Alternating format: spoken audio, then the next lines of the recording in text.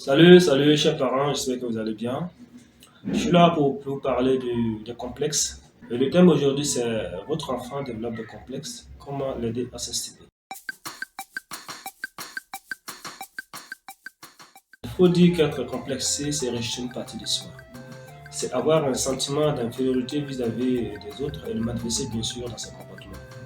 Voilà, une personne complexée, vous allez voir qu'elle sera focalisée sur un certain nombre de ses défauts, voilà, lesquels défauts sont souvent imaginaires.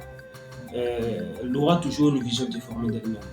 Elle aura tendance à se comparer aux autres et à trouver toujours des arguments pour se convaincre de la réalité de ses défauts.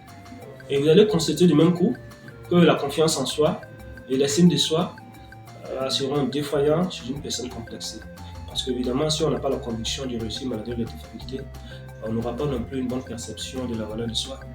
Voilà. Et pour un enfant complexé, vous allez voir qu'il va se replier sur lui-même. Et le complexe, il y en a de trois types. Il y a le complexe physique. Voilà, un complexe physique, c'est un sentiment de dévalorisation qu'on s'approche à une caractéristique d'une partie du corps, par exemple le poids ou le handicap physique. Et pour un enfant qui est dans cette situation, vous allez voir à l'école, ses pairs peuvent se moquer de lui et ça peut l'amener à développer des complexes. Voilà. Il y a le complexe psychique pour un enfant qui a une mauvaise performance scolaire, qui a toujours régulièrement des mauvaises notes. Il va penser qu'il est nul et si ses pairs se moquent de lui, vous voyez, il peut développer des complexes. Et il y a les complexes sociaux, dans l'environnement de l'enfant.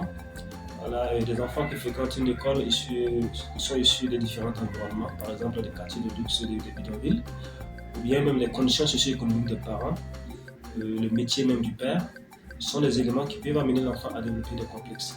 Pour un enfant complexé, qu'est-ce qu'il faut faire?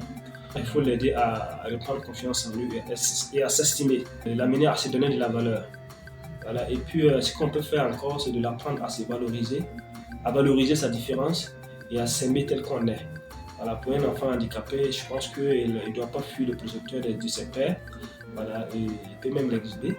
Voilà. Il ne doit pas se cacher. Et il doit du même coup ignorer les jugements.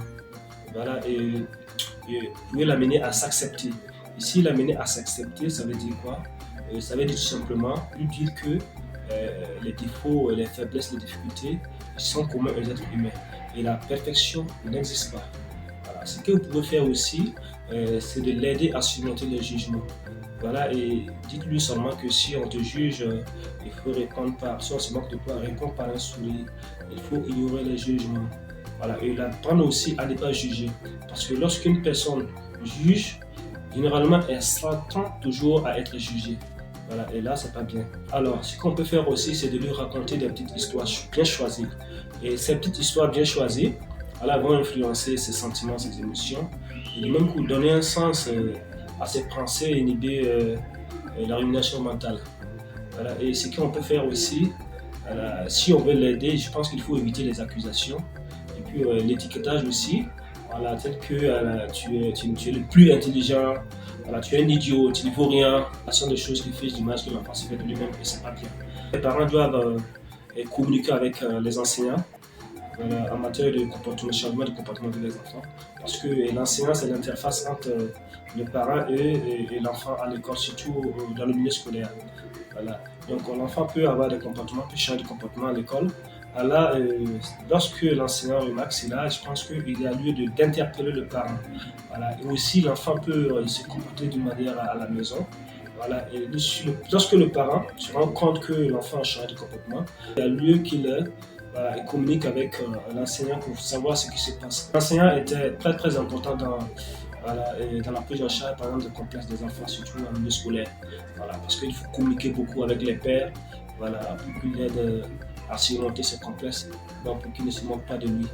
Voilà, donc peut-être une prochaine fois pour un autre numéro. Merci.